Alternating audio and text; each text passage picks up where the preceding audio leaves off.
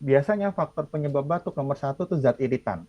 Jadi Oke. kalau misalnya teman-teman ada yang merokok atau misalnya ada kepapar asap gitu ya, Mm-mm. ada zat asing masuk itu pasti akan dibuang.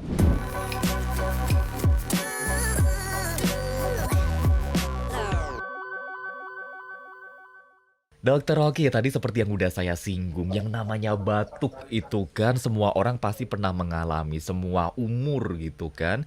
Nah, tapi membicarakan soal batuk itu kan namanya orang Indonesia tuh yang namanya batuk itu identik, wah ini kebanyakan makan yang manis-manis nih, kebanyakan makan es krim atau hujan-hujanan dan juga diagnosa-diagnosa lainnya. Kita kenalan dulu sama batuk, Dokter Oki. Sebetulnya yang menjadi faktor penyebab seseorang itu tuh bisa mengalami batuk apa saja? Apakah ya benar karena hujan-hujanan, karena manis-manis atau diagnosa-diagnosa yang selama ini muncul? Baik, terima kasih Mas Arya pertanyaannya. Jadi kita bicara tentang batuk ya. Jadi memang batuk itu adalah suatu keluhan yang sehari-hari didapatkan oleh dokter. Mungkin hampir setengah dari pasien saya keluhannya batuk datang ke tempat praktek ya, gitu. Tapi kita harus menyadari bahwa batuk sesekali itu suatu yang normal. Batuk itu adalah proses mekanisme proteksi dari tubuh kita untuk membuang zat-zat yang berbahaya bagi saluran napas. Jadi saluran napas itu kita dianugerahi oleh Tuhan suatu proses sistem itu kan harus steril ya di dalam ya. Jadi kalau misalnya ada bakteri, kuman atau zat iritan masuk, mereka akan menyapu keluar dari saluran nafas yang steril itu agar tidak mengiritasi atau menginfeksi lebih lanjut si paru. Tapi jika kejadiannya itu terus menerus berlangsung lama, pasti itu sangat mengganggu ya Ya, dan menurunkan kualitas hidup. Apalagi di zaman COVID ini, setiap batuk dilihatin orang sekitar gitu ya. betul. Jadi kita kadang-kadang kalau sampai mengganggu itu harus diperiksa oleh dokter untuk mencari penyebabnya. Takutnya ada penyebab-penyebab yang kita tidak sadari tapi itu membahayakan untuk tubuh seperti itu. Jadi biasanya faktor penyebab batuk nomor satu itu zat iritan.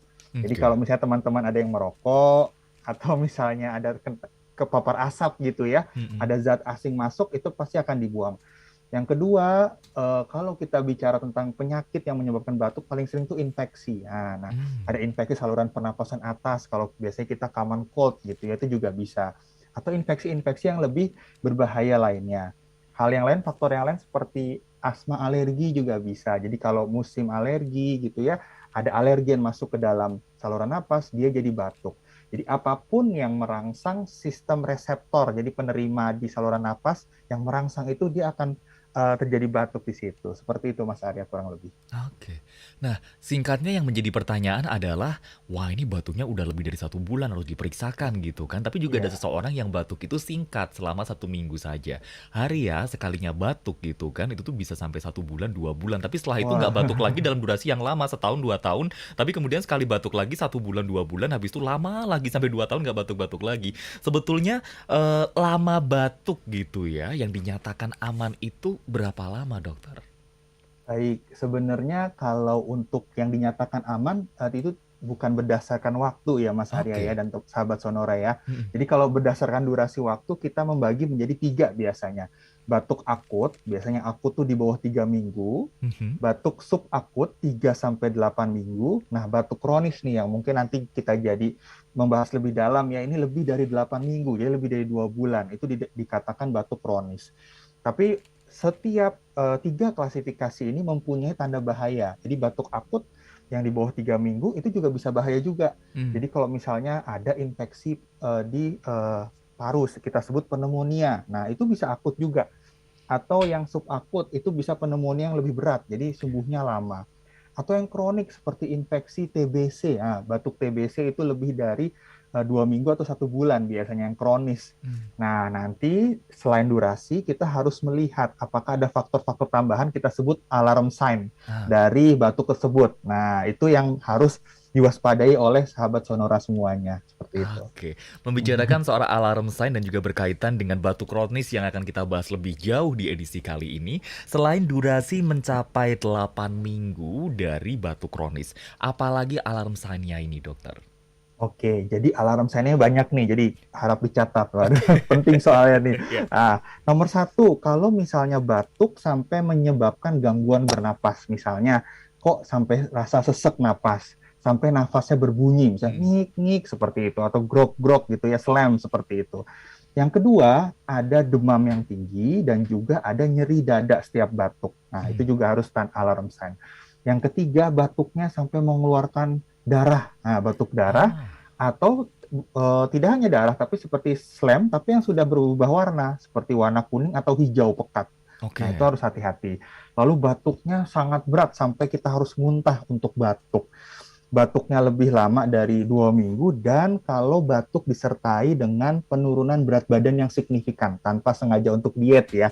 Jadi kok batuk ada penurunan berat badan. Nah, itu beberapa alarm sign yang harus sahabat Sonora perhatikan. Kalau ada batuk disertai tanda-tanda tersebut, baiknya diperiksakan agar dapat diobati seperti itu.